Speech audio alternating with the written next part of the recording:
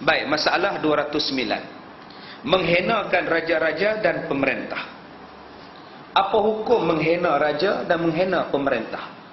Wahai saudaraku, dikehendaki dengan raja di sini ialah seperti khalifah Rasulullah. Itu maksud raja pertama. Yang kedua, raja besar negeri, pemimpin, sultan, dan pemerintah. Dan menteri, presiden, menteri besar, ketua menteri, itu dipanggil sebagai pemerintah. Dia sebut khalifah Rasulullah, raja besar negeri, sultan, dan pemerintah. Apa kata dia? Maka raja-raja itu sebagaimana zalimnya sekalipun, dia merupakan satu nikmat yang besar yang dikurniai oleh Allah Ta'ala kepada makhluknya. Zalim macam mana pun pemerintah tu, sebenarnya dia merupakan anugerah daripada Allah. Dengan sebab dia tu boleh jaga lagi satu-satu benda. Busuk macam mana pun dia, ada benda hak dia baik, dia jaga kita.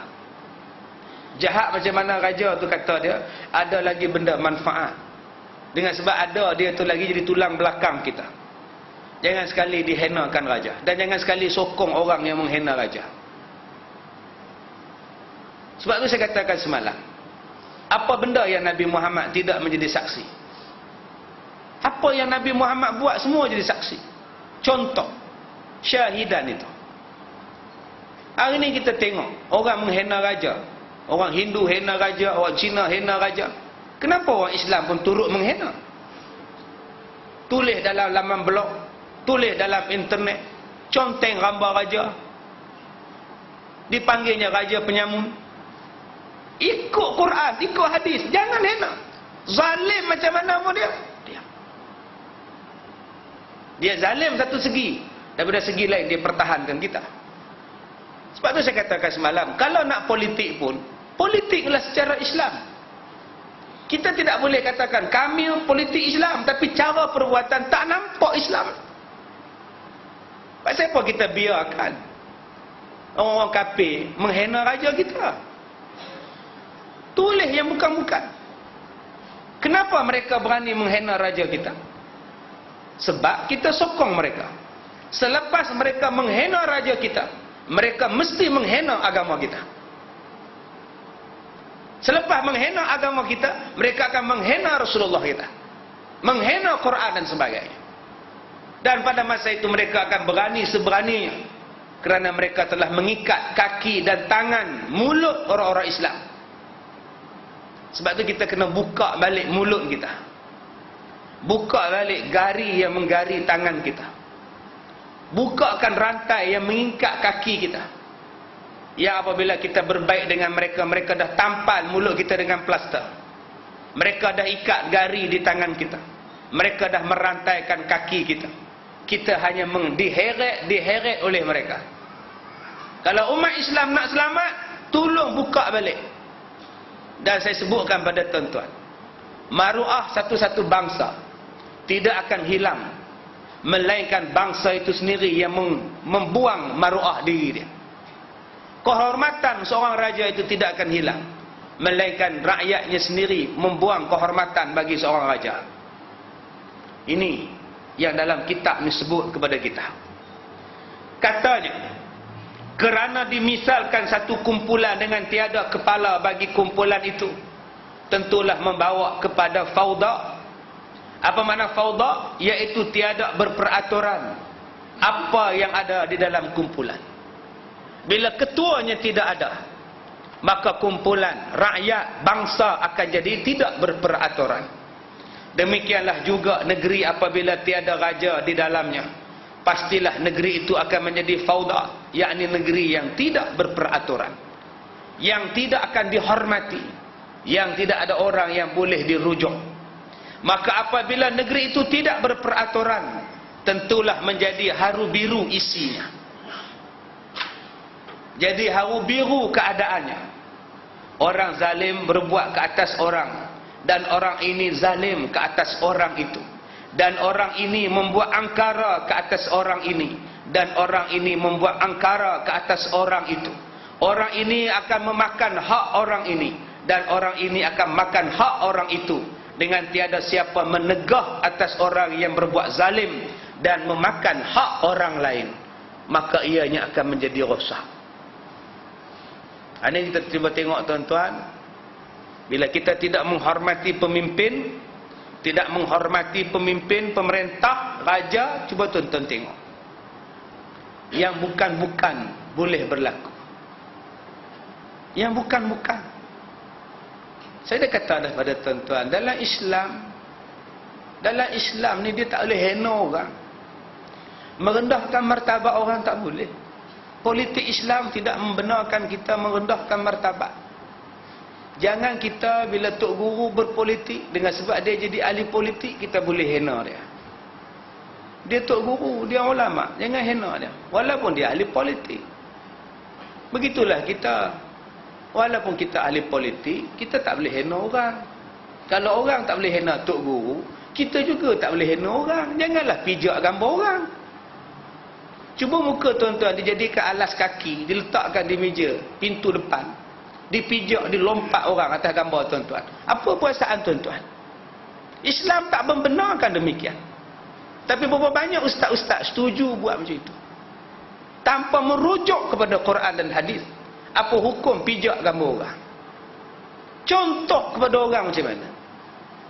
Bila dah jadi macam itu, orang Islam diam, orang Islam biar, orang Islam tak peduli, orang kafir makin buat.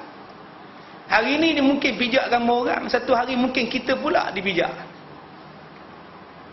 Mereka jadi tidak ada undang-undang, sewenang-wenangnya nak buat. Mereka jadi kasar. Kita bercakap soal hudud. Kenapa zaman sekarang kita perlukan hudud?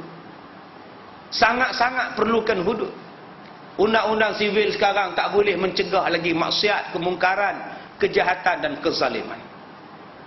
Kenapa kita perlukan hudud? Ada orang kata, ustaz, kita tak boleh buat hudud sebab kita berbilang bangsa, kita tak boleh buat hudud. Saya menjawab, dengan sebab kita berbilang bangsa lah kita perlukan hudud. Kerana kita mempunyai berbagai agama lah, hudud yang boleh menyelesaikan masalah. Sebaik-baik orang Islam, sejahat-jahat orang Islam, dia tak makan lagi babi. Perompok orang Melayu, peragut orang Melayu, cuba ajak dia makan babi, dia tak makan lagi. Sebab dia tahu jijik lagi babi tu. Walaupun dia rompak rumah orang, dia rompak rumah Cina. Toke Cina kata, jangan lompat, awak tak lah duit. Lu mau makan, makanlah, itu babi pun ada makan. Awak sudah masak kicap. Sejahat-jahat perompak pun dia tak makan babi, sebab dia masih lagi ada tauhid dalam dia. Sejahat-jahat perompak tuan-tuan, semayang raya datang lagi. Datang dia semayang raya, selamberok aja, dia tengok motor mana nak kena rompak, dia semayang lagi tuan-tuan. Sebab dia masih lagi ada iman. Dia masih lagi, kadang-kadang dia nak bunuh pun tak jadi. Kadang-kadang dia rompak tu dia minta halal. Dia curi, makcik halal lah, buat lari barang bah. Sebab dia masih ada Islam dan iman. Tapi Hindu, mana ada iman, mana ada tauhid. Sebab tu kalau dia rompak, dia sembelih orang. Dia sembelih budak. Budak umur 3 tahun pun dia sembelih. Cina kalau dia merompak, apa dia buat? Dia tembak perempuan-perempuan, dia tak kisah, dia tembak pergi. Dia peduli apa? Dia bukan ada tauhid. Dia bukan ada fikir neraka syurga. Sejahat-jahat penyamun tu dia fikir neraka lagi. Dia fikir lagi kubur. Tapi kalau dengan masyarakat yang tidak ada tauhid, masyarakat yang tidak ada Islam, dia tak ada benda tu. Tak ada belah kasih, tak ada belah apa. Dia bakar. Dia bakar je. Berapa banyak orang Hindu bakar orang Islam? Dia ipuh, dia bakar 5 orang. Sampai sekarang tak ada kes. Mereka tuduh 5 orang Melayu ni pergi curi lembu. Mereka ambil orang Melayu ni, buh dalam lori pick up tu, mereka kunci, mereka simbol dengan petrol. Terbati 5 orang. Orang Melayu tak sanggup buat tuan-tuan. Hindu sanggup. Hindu bunuh 5 orang dalam kontainer. Sampai sekarang senyap. Dia sanggup buat. Pasal apa dia sanggup buat? Pasal dia tak ada tauhid. Yang boleh mengajar puak-puak ini hudud saja. Hang bakar orang, hang mampu. Sebab itulah hudud sesuai. Sebab mereka ni tidak ada tauhid. Mereka akan buat melampau-lampau. Jadi kalau kita berpakat dengan orang kafir dalam bidang politik, jangan lupa politik mereka juga akan melampau. Mereka akan melampau sebab mereka tidak ada tauhid. Mereka maki raja, mereka maki pemimpin Melayu, mereka maki pemimpin Islam. Sedangkan Nabi dah kata dah, jangan maki pemimpin. Jahat macam mana pun pemimpin tu, diam. Hantar surat, nasihat, cakap pada dia. Bukan maki, hamun dia, bubuh dalam internet, bubuh dalam blog, tiba dia. Orang Melayu ikut, dia dah bercanggah dengan Nabi SAW. Mereka boleh cakap, mereka boleh hina raja kita sebab mereka tidak ada tauhid.